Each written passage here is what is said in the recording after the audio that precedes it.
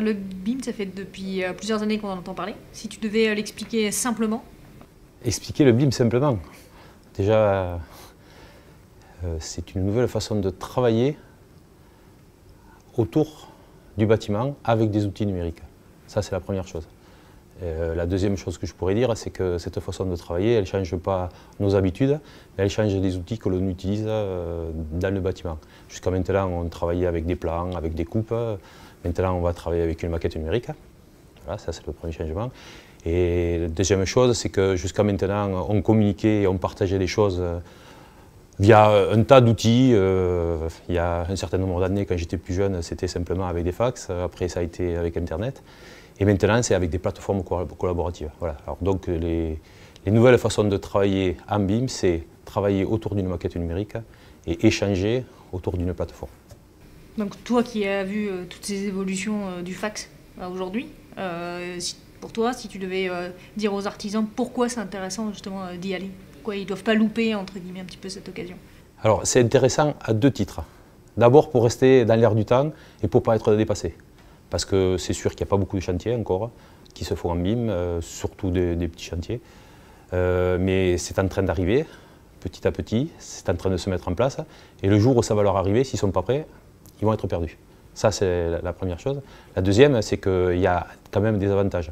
Alors, il y a des avantages à travailler et à partager de façon encore plus efficace.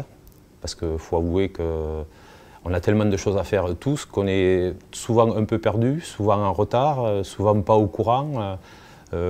Travailler avec le BIM, c'est une nouvelle façon de communiquer et d'échanger les choses.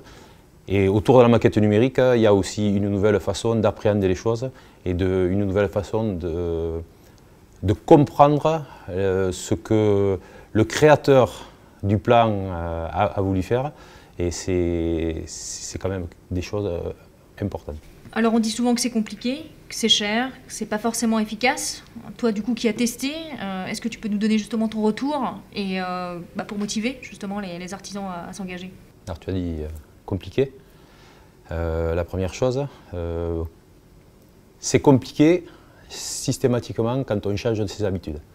Donc à partir du moment où on demande aux gens de changer leurs habitudes, ils disent que c'est compliqué sans avoir essayé. Il y a des gens pour qui ça va être très très facile parce que ça ne va rien changer à leurs habitudes. Je prends un exemple. Charpentier, il a l'habitude de travailler en 3D, il a l'habitude de faire toutes ces choses, de modéliser. Qu'est-ce qu'on va lui demander de changer ses habitudes? Travailler avec une plateforme collaborative, essayer de communiquer un peu plus avec les autres, ça ne va pas changer grand-chose. Un plaquiste comme moi, par exemple, ça va peut-être changer des habitudes parce que moi, le numérique, ça va bien pour faire les devis, ça va bien pour faire les maîtres, mais sur la maquette, pour le moment, ça ne m'intéressait pas trop et j'ai jamais trop mis le nez. Mais une fois qu'on y met le nez, on y trouve plein d'avantages. Donc c'est compliqué peut-être, mais c'est parce que c'est une nouvelle façon de travailler. Et cher, du coup? Cher. Mais cher, ça peut être cher pour certains qui vont investir et acheter des outils parce qu'ils pensent qu'avec ces outils-là, ils vont être efficaces. Mais il y a des gens qui ont déjà des outils et les évolutions de leurs outils ne va pas leur coûter beaucoup plus cher. Donc ça peut être cher pour certains, ça peut être pas cher pour d'autres. Ça peut être à tonne complètement pour des gens qui ne vont pas utiliser ou qui vont sous-traiter. Parce que faire du BIM, ce n'est pas simplement faire quelque chose soi dans son entreprise, c'est aussi peut-être faire appel à un bureau d'études pour travailler différemment. On trouve tout à fait normal qu'un maçon ait un bureau d'études pour faire ses études de béton. On trouve tout à fait normal qu'en génie climatique, il y ait des bureaux d'études.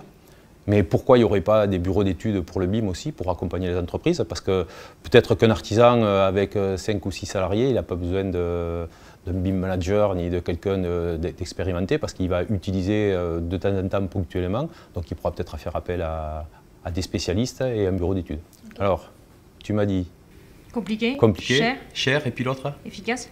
Efficace, ah ça efficace oui.